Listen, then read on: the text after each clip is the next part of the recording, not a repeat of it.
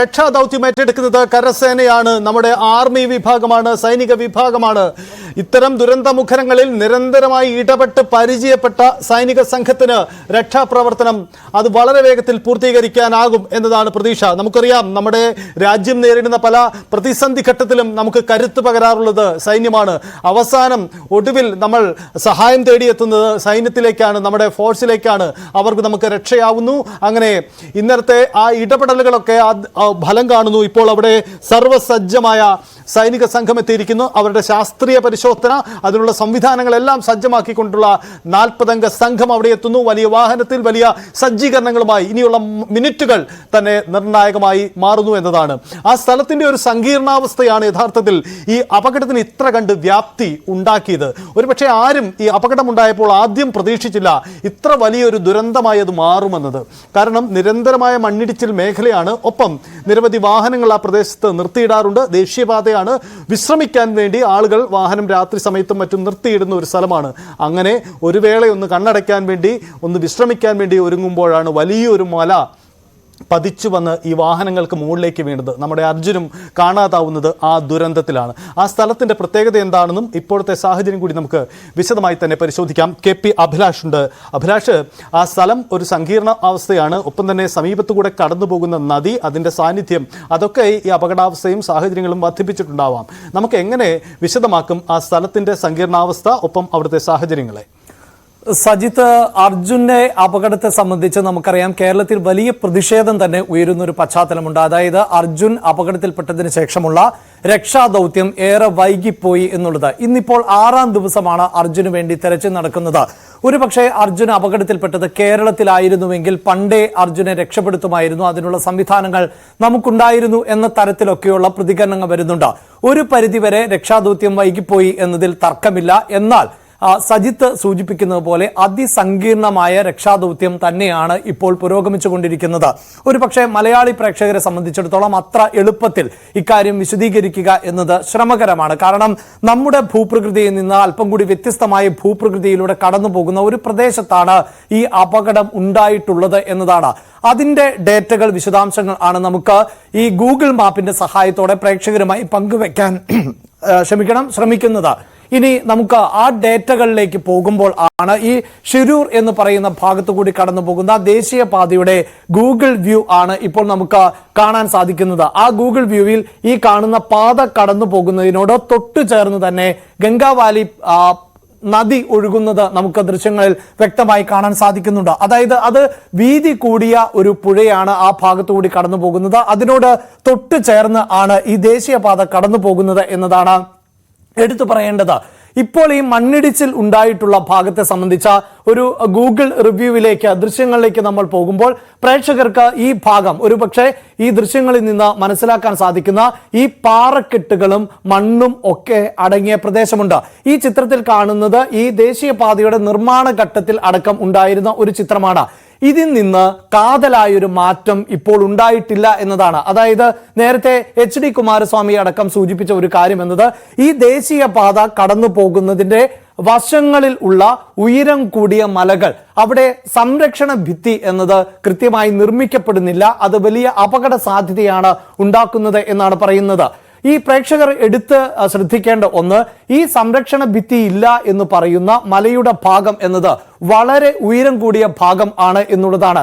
ഏതാണ്ട് 500 മീറ്റർ നീളത്തിൽ ആണ്, അതായത് 1/2 കിലോമീറ്ററോളം നീളത്തിൽ ആണ് കുത്തനെ ഉയർന്ന മലയിടുക്ക് എന്ന് തന്നെ പറയാവുന്ന ഭാഗം ഉള്ളത്.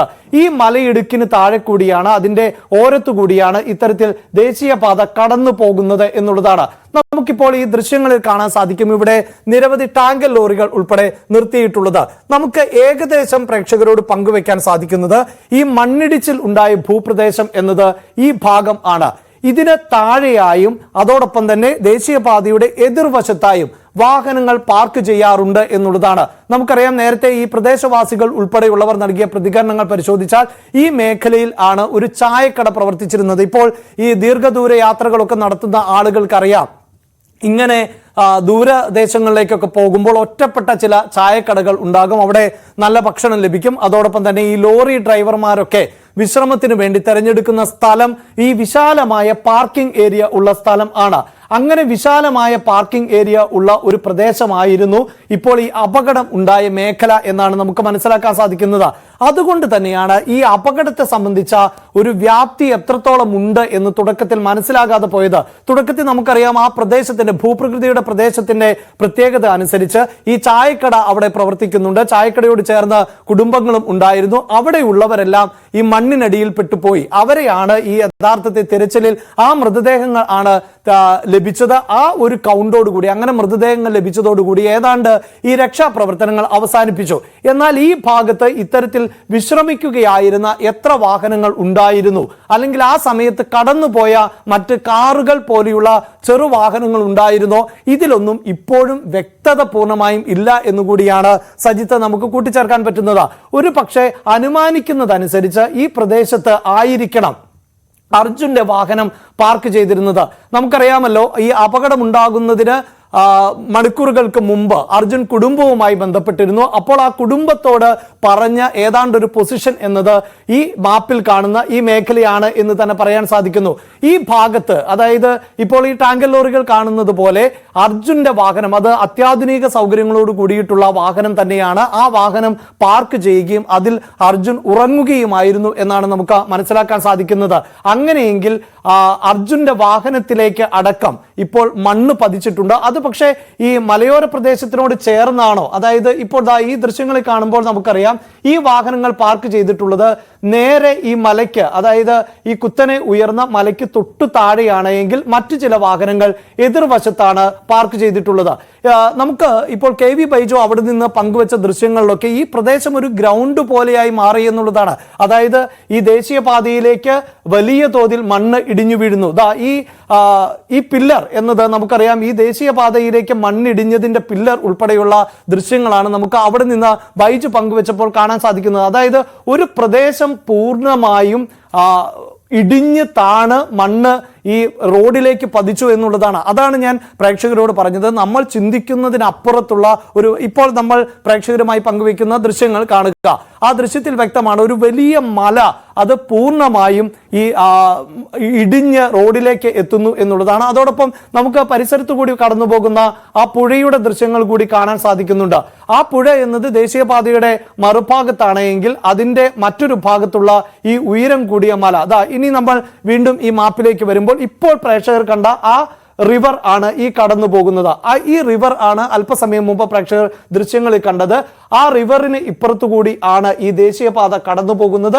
ആ ദേശീയപാത, ഈ റിവർ എന്നത് ഒരു താഴ്വാരത്തിന്റെ സ്വഭാവം ഉള്ള പ്രദേശത്തോടുകൂടി, അതായത് ഈ കുന്നിന് തൊട്ടു ചേർന്ന് ഒരു താഴ്വാര സ്വഭാവത്തോടു കൂടി ആണ് ഒഴുകുന്നത്. ഇപ്പോൾ ഞാൻ കാണിച്ച ഈ പ്രദേശമാണ് ഇപ്പോൾ ഈ ഇടിഞ്ഞ് താണ് കിടക്കുന്ന പ്രദേശം. അതായത് നേരത്തെ മാപ്പിൽ കണ്ട കുത്തനെ ഉയർന്ന ഭൂപ്രദേശം ആണ് ഇപ്പോൾ പ്രേക്ഷകർ ദൃശ്യങ്ങളിൽ കാണുന്ന ഇടിഞ്ഞ് താഴ്ന്ന പ്രദേശം. ഇവിടെ നമുക്കറിയാം ഈ മല മുകളിൽ നിന്നുള്ള വെള്ളം അടക്കം നീരൊഴുക്ക് ഇപ്പോഴും നിലച്ചിട്ടില്ല. കഴിഞ്ഞ ദിവസങ്ങളിലടക്കം ഈ രക്ഷാപ്രവർത്തനത്തിന് ഞാൻ നേരത്തെ പറഞ്ഞ ടവർ, ആ ടവറിന്റെ ദൃശ്യം ആണ് ഇപ്പോൾ പ്രേക്ഷകർ ദൃശ്യങ്ങളിൽ കണ്ടത്. ആ ടവർ ഇടിഞ്ഞു കിടക്കുന്നത് നമുക്ക് സ്ക്രീനിന്റെ ഇടതുവശത്തായി ദൃശ്യങ്ങളിൽ കാണാൻ സാധിക്കുന്നുണ്ട്.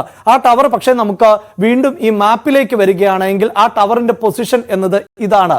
ഈ ടവർ ആണ് അല്പസമയം മുമ്പ് പ്രേക്ഷകർ കണ്ട ആ മണ്ണിനടിയിൽ കിടക്കുന്ന ടവർ. ഇപ്പോൾ പ്രേക്ഷകർക്ക് കുറച്ചുകൂടി വ്യക്തമാകുന്നു ഈ ടവർ. അപ്പോൾ അത്രയും വലിയ ഒരു ക്വാണ്ടിറ്റിയിൽ അളവിൽ ആണ് ഈ മണ്ണ് റോഡിലേക്ക് വീണത്.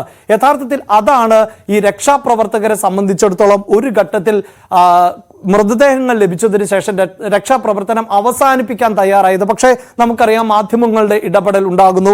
ആ അപകടത്തിൽ ഒരു മലയാളി പെട്ടിട്ടുണ്ട് എന്ന് ആ കുടുംബം ഉറപ്പിച്ചു പറയുന്നു. അതോടുകൂടിയാണ് യഥാർത്ഥത്തിൽ കർണാടക സർക്കാരും ഉണർന്നു പ്രവർത്തിച്ചത് എന്ന് വേണം നമുക്ക് മനസ്സിലാക്കാൻ. ഒരു ജീവനെങ്കിലും ശേഷിക്കുന്നുണ്ട് എങ്കിൽ അത് തിരികെ വേണം എന്ന് കേരളം ആവശ്യപ്പെടുന്ന ഒരു സാഹചര്യം. മാത്രവുമല്ല അർജുന്റെ കുടുംബം പറയുന്നത് ഫോൺ റിംഗ് ചെയ്തിരുന്നു എന്നുള്ളതാണ്. ഇപ്പോൾ നമുക്ക് ഈ പ്രേക്ഷകർക്ക് വിൻഡോയിലായി കാണാൻ സാധിക്കുന്നത് അതിന്റെ ഒരു ആകാശ ചിത്രം എന്ന് പറയാൻ സാധിക്കും. ഒരു ഭാഗത്തു കൂടി പുഴ വിശാലമായി കടന്നു പോകുന്നു. ആ പുഴയിലെ ദൃശ്യങ്ങൾ തന്നെ പ്രേക്ഷകർ ശ്രദ്ധിക്കുക.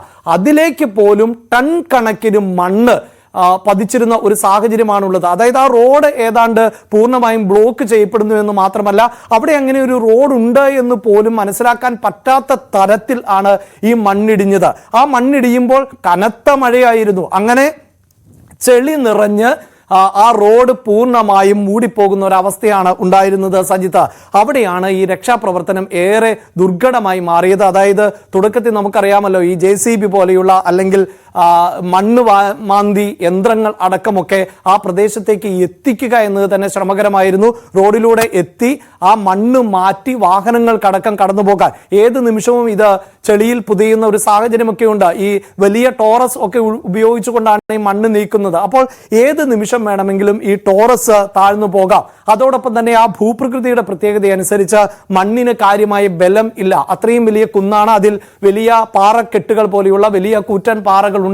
അതും മണ്ണും മിശ്രിതമായി നിലനിൽക്കുന്ന ഒരു ഭൂപ്രകൃതിയാണ് അവിടെയുള്ളത്. അതുകൊണ്ട് തന്നെ ഏത് നിമിഷവും കൂടുതൽ മണ്ണ് ഇടിഞ്ഞേക്കാം. മാത്രമല്ല, കൂടുതൽ വെള്ളം ഇറങ്ങുകയാണെങ്കിൽ മണ്ണിന്റെ ബലം കുറയും. അങ്ങനെയൊക്കെയുള്ള ഒട്ടേറെ പ്രതിസന്ധികൾ ഒരു ഘട്ടത്തിൽ രക്ഷാപ്രവർത്തനത്തിൽ ഉണ്ടായിരുന്നു എന്നത് വസ്തുതയാണ്. പക്ഷേ ഒരു ജീവൻ ശേഷിക്കുന്നുവെങ്കിൽ അത് രക്ഷപ്പെടുത്തുക എന്നതിന് തന്നെയാണ് രക്ഷാപ്രവർത്തകർ പരിഗണന നൽകേണ്ടത്. ആ പരിഗണന ഉണ്ടായില്ല എന്നുള്ള വിമർശനമാണ് ഉയരുന്നത്. പക്ഷേ രക്ഷാപ്രവർത്തകരുടെ അശാന്ത പരിശ്രമത്തെ നമുക്ക് ചെറുതായി കാണാനാവില്ല. അവർ ഏറെ റിസ്ക് എടുത്തുകൊണ്ട് ഇപ്പോഴും സൈന്യം അവിടേക്ക് എത്തുന്നു, നേവി അവിടേക്ക് എത്തിക്കഴിഞ്ഞു. നമ്മൾ നേരത്തെ മാപ്പിലടക്കം സൂചിപ്പിച്ച ആ പുഴയിൽ കൂടുതൽ തെരച്ചിൽ, അതാണ് മറ്റൊരു സാധ്യത.